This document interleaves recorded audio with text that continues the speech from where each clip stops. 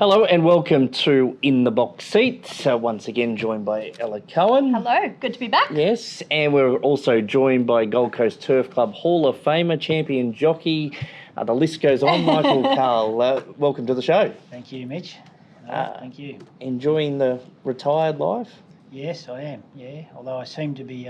doing more now. I don't think we've had you on the show since we inducted you into the Gold Coast Turf Club Hall of Fame. You were obviously there on the night. Was that a bit of a shock? Did anyone kind of leak the news to you? No, they didn't, Ella, and I was very gullible, I think. I believed everything I was told and why we're doing this and who was coming. But no, it was a shock. I've got to admit that, but in a good way. But yeah, I was a bit overwhelmed, to be honest. Yeah, it was great, obviously, in the room. You had all your peers there. Everyone was there to support you, and it was such a great feeling in the room that night, and obviously to be able to celebrate you and everything that you've done. But obviously you've moved on to the next chapter now, and that's what we're going to talk about here on the show today. It's roughly been 12 months? Yeah, just over now, Mitch. Yep.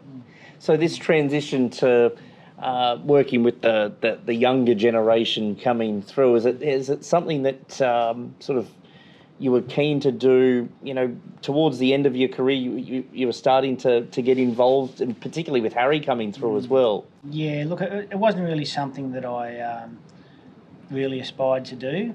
Obviously, I've helped apprentices throughout my career, and they've come and asked advice at different times. I've always been only too happy to do that, but I never really thought I'd be making a job out of it. But when I was approached about it, I became interested, and I was only too happy. I thought this is a great transition once I finished race riding, and no, it's good. It is rewarding, and it's with the amount of apprentices that we have here in Queensland, and also the emerging ones. It's a big demand.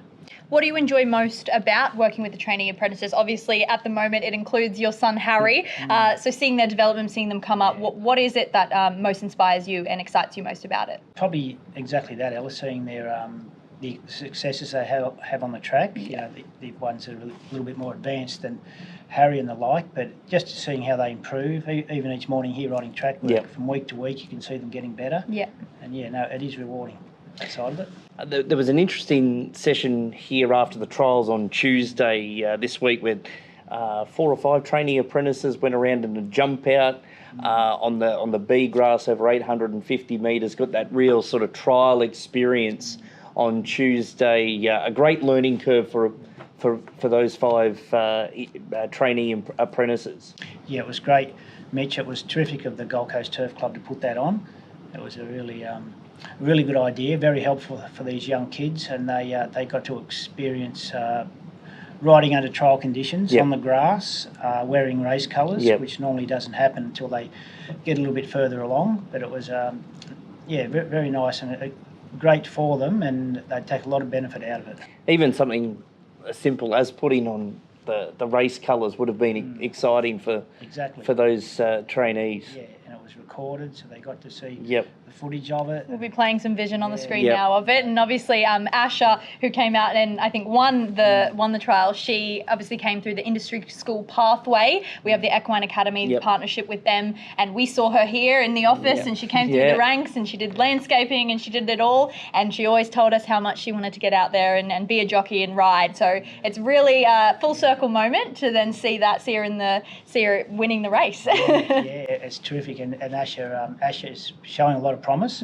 She's improving all the time, and it was a great experience for her to come out and to win like that. The horse jumped straight to the front and showed a clean pair of heels, and she sailed past the post. So, and being in there with some senior riders, obviously they were joined by some senior riders to obviously ease the nerves, I'm sure. So and great of the senior riders to take their time out after 16 trials, a long morning to work with the apprentices, and it's that sort of camaraderie in the jockey's room that the young generation do need early on when they're starting off. You're right, Mitch. Yeah, they look out for them. It was as you say, it was very good of Damien Thornton, vastly experienced jockey, Courtney Ferris and Scott Sheargold the same. And they were there to keep a watch on them, give them any sort of advice they can help them with, little things like round at the barriers, and also Kenny and his staff at the gate. So they're always only too helpful even in the jump out cheer of a Wednesday, always only too helpful to help these younger people in any way. Now,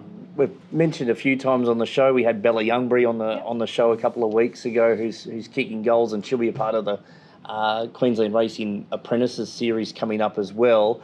The influx of young female riders, it's something like 50% of the apprentices coming through, over 50% are females. It's amazing statistic. Yeah, Mitch, I think it could even be closer to 80. Yep. Yeah, wow. There's 66 licensed apprentices in Queensland at the moment, and I think 54 of those are female. Wow. So and the thing that we're finding now at the race clubs is the female jockeys' rooms are not big enough. Yeah, actually Bella did drop that, didn't she? So that's now 2. Yeah, it'll be good I'll let her know. Steve Lyons was watching that show and Have did to hear... start knocking down some walls. And he My had word. flicked something in his brain and goes, oh, I think we need to do something about this. So it's clear that obviously, back in the day, that was the issue, that, female riders weren't quite accepted like male riders were. And so to be here where we are and seeing that females are ahead in that case, it's incredible to see. They've made giant strides in recent times, and when I first began riding, for a lot of my career, there was only probably 2 or 3 female riders at a meeting, but now it's in some places they're outnumbering the boys, and look, they've got a great affinity with the horses. Yeah. Horses seem to run for them, so I'm not surprised that if they're given the opportunities of success they can have. And I guess the new style rider, we've got something that you'd be teaching all the young generation coming through. It's less is more now, isn't it? And that's why the females with the soft set of hands and not much whip movement is why they're doing so well. Yeah, definitely, Mitch, you've got a good point there. And horses, as I said, horses do seem to run from them, and their styles, they ride on a shorter rein, a lot of them, and get up over the horses, most of their weight's over the horse's shoulder. And as you said about the whip, there's less whip now. The whip restrictions have came in. Also, the influence of European, South American countries. Quite a few of those jockeys riding here in Australia now, and they've always used less whip than what us Australian riders used to do. So you're right. I think the style of ridings now is lending itself to the females. Yeah. Michael, thank you so much for joining us, and obviously thank you for everything that you're doing for our trainee apprentices. It's incredible to see. We've always said the apprentices coming through the ranks here at the Gold Coast Turf Club, we love watching them, and even the trainee ones at the moment. It's so great to see a few of those Equine Academy students in there, Harry included. So thank you for everything, and we really appreciate you coming on the show and talking to us about it today. You're welcome, Ella. It's been a pleasure. Thanks very much for having me on. Thanks, Michael. Thanks. Great to have Michael on the show. Now let's turn our attention to the Queensland Dual Race Day, which is obviously coming up shortly, Saturday the 14th of March. It kicks off this weekend, the preludes at Eagle Farm. Yeah. And we've looked into that a little bit. Slightly different this year. Traditionally, it's been at Doomben over the 11:10, but this year, Eagle Farm, so it's 1,000-metre lead-ups this year. Split sex for the 2-year-olds, Colts and Geldings fillies, and the 3-year-old race. Now, virtually the 3-year-old race appears to be the mirror image of what will be here in 2 weeks' time. All but one Acutus qualify, which means they're eligible. Grafter Burners will head to the Galaxy, so we won't see him here in a couple of weeks' time, unfortunately. But good luck to Kelly Sweeter and connections there, chasing the Group 1 next to his name in the Galaxy, which Private Harry did do after the Sunlight. So Earn to Burn's the favourite for the 3-year-old race this year. Looks a really strong, fast-run race too. He was very good with at Eagle Farm last time around. Isti Star, her first trial was so-so. There looked some excuses, but she bounced back at Bow Desert trials. She had a gallop in between races here last week. She's currently on the 3rd line of betting.